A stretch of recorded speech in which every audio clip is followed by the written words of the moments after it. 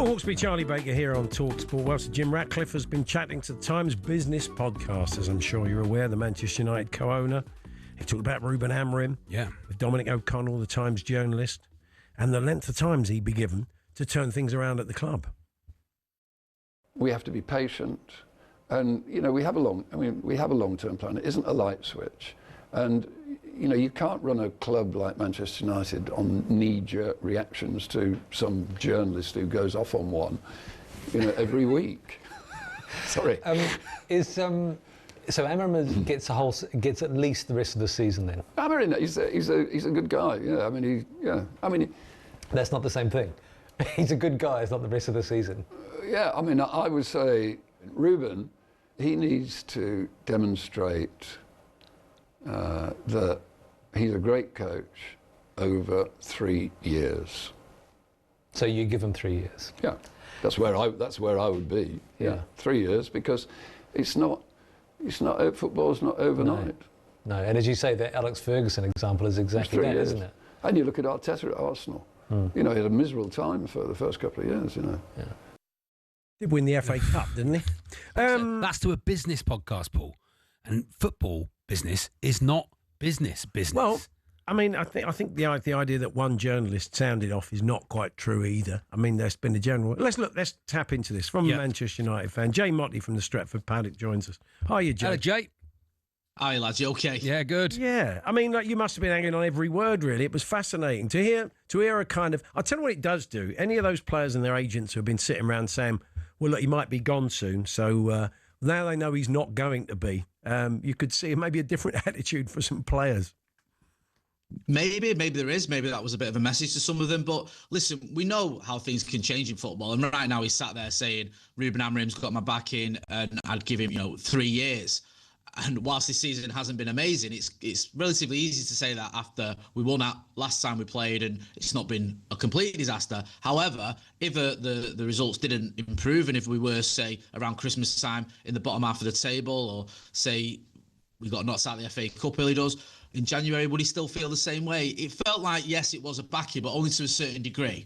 And plus, he's always said to Jim Ratcliffe, or usually he says, when it comes to the football decisions, the likes of Omar Barada and Jason Wilcox, they're the ones that are making those sorts of decisions. So if Ruben Amorim wants to carry on struggling, then I still feel like there's a good chance that the Ineos, whether that's Sir Jim Ratcliffe, Omar Barada or Jason Wilcox, could end up pulling the plug. It's as a backing of sorts, and he did say the 3 years thing, but I don't think it's necessarily set in stone. We know that if results don't turn around or if results don't improve, then you could still be in serious trouble. Jay, it was quite a wide-ranging interview, Jay, and he talked about a lot of things. He talked about the savings they've made and the culture at the club and how everything's changed and the money they're likely to generate going forward. What did you make of all of that? What did you make overall of the chat he had?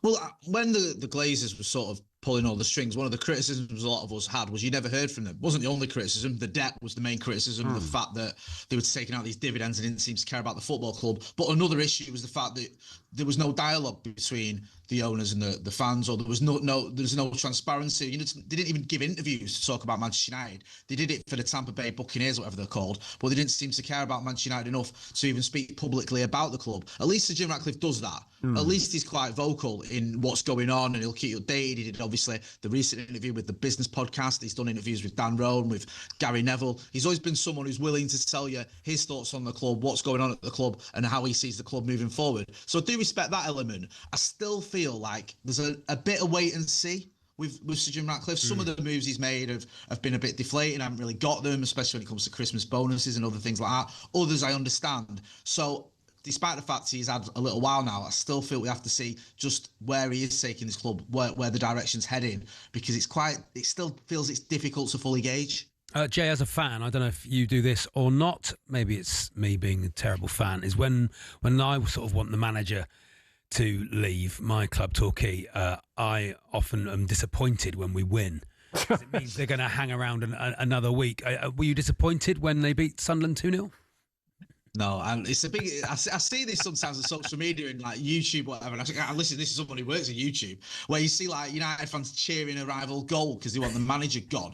And I think where's that ever got you? And I could never do that ever. I don't care whether I've given up on the manager. I will always want my team to win, and I certainly wasn't disappointed when we beat Sunderland. We've been crying out for wins. So look, what I want and what I think every United fan should want really is success, and we should want Ruben Amorim to bring us success. Whether that happens or not remains to be seen.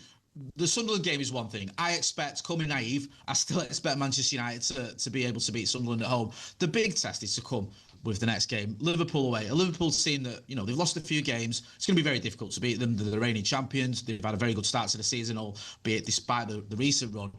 But it's not impossible that Manchester United can get some sort of result there. That's what you should be looking at, going, okay, we're beating Sunderland. Can we go up against arguably the best team in the land and get a result there? That's what the focus should be. And if he does that, then I think he'll win a lot of people over. But obviously, it's a big if. Watching what he's done so far and watching what he's doing sort of currently, are you of a mind to give him another 2 years? Do you feel that if he's given more time, he can get it right? Have you seen enough? He'd have to improve. Look, I've backed Ruben Amorim. I like Ruben Amorim. I know that sounds like you're damning him with faint praise when you say I like the person and I like the way he carries himself. But I do. He's certainly, in the media he comes across well. But we can't have another 15th place finish. Let's be realistic. We have to move forward. We have to see an improvement in results. So far this season, it's been a bit up and down. I thought the performance against Arsenal was good despite the bad result. I thought the performance against Chelsea was a good performance despite the fact we had an extra man for a big chunk of the game. And against Burnley, I thought we were good value for our win. Same against Sunderland. But you can't ignore the fact we got knocked out of the League Cup to a League Two side, and also the fact that we did lose to Arsenal and we did lose to Manchester City as well. It's not been, good results. And obviously, I'm also forgetting the Brentford game. So we need to see him moving forward. We need to see an improvement. I think the one advantage Ruben Amorim has got, it's not just that Sir Jim Ratcliffe come out and backed him. I think the bar, I think I've spoken to you guys about this before, the bar at Manchester United has been lowered now, where if you finish 7th, I think your job will be safe. Now, usually, if you finish 7th at Manchester United, you get sacked. Yeah. I think it was Louis van Gaal finished 5th and won a trophy and got sacked basically in the dressing room at Wembley. So the standards have been lowered. So if Ruben Amorim is looking at it, he thinks, look, I don't need to win a title or win get us into the Champions League necessarily this season to keep my job. I just need to show that the club are improving. And I think that's what I think that's what Sir Jim Ratcliffe was saying. He wants, he thinks he can move this club forward. And if he shows him that, then I think he'll keep his job. Good man, Jay. Good to talk to you. Thanks very much. Cheers, Jay. Nice one, lads. Jay Motty there from the Stretford Paddock YouTube channel. You want to hear the whole interview of that Times Business podcast? It's the very first episode of it. So very good start for Dominic O'Connor, wasn't it? Yeah. A lot of press it's had. Is it all Man United, Paul, or is there just a lot of other stuff about business? I'm sure there'll be stuff about Ineos. Yeah, why not? Yeah. Paul Hawksbee and Andy Jacobs, Monday to Friday afternoons 1 till 4 on AM, on DAB, via the talkSPORT app and on your smart speaker. talkSPORT.